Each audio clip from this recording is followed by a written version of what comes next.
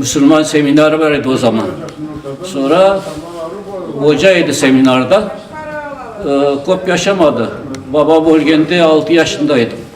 O profesörlük yapmanda o zaman bekar verdi. Sonra kaldık 8 bala.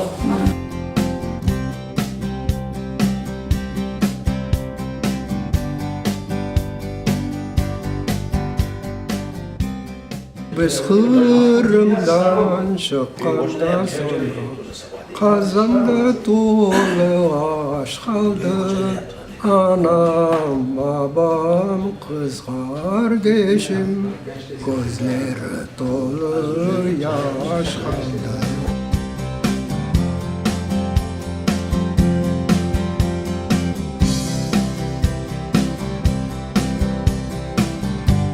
Çeşitli türlü faaliyetler yasayımız. Bizim örf adetlerimizin tutmağa çalışamız.